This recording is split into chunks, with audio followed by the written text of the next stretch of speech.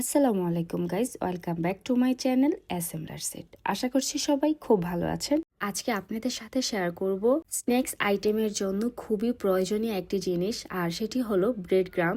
যেহেতু সামনে রমজান চলে আসছে, তো আমাদের কিন্তু ইফতার আইটেমের জন্য এই জিনিসটা মাস্ট বি প্রয়োজন। তো চলে যাচ্ছি কিভাবে আমি ব্রেড গ্রামটা বানিয়েছি। এখানে ছোট সাইজের 6-7টা পাউরুটি আমি নিয়েছি। আপনারা যে কোনো ব্র্যান্ডের পাউরুটি ব্যবহার করতে পারেন।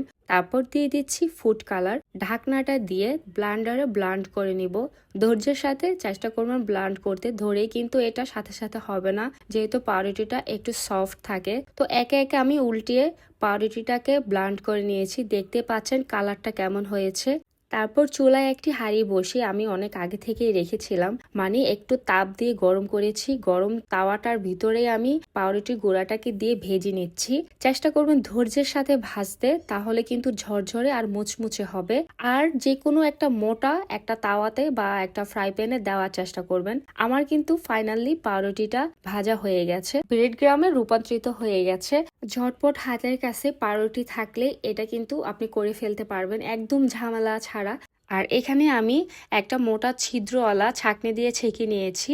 আশা করি আপনাদের কাছে এই রেসিপিটা অনেক সহজ লেগেছে, আর রোজার জন্য একদমই পারফেক্ট একটা জিনিস। যেহেতু আমরা রোজার সময় চেষ্টা করি স্ন্যাক্স আইটেম বা একটু মজার মজার খাবার তৈরি করতে, তো এইটা করে রাখলে অনায়াসে 15 থেকে 1 মাস আপনি ব্যবহার করতে পারবেন। আজকে এ পর্যন্তই, সবাই ভালো থাকবেন, আল্লাহ হাফেজ।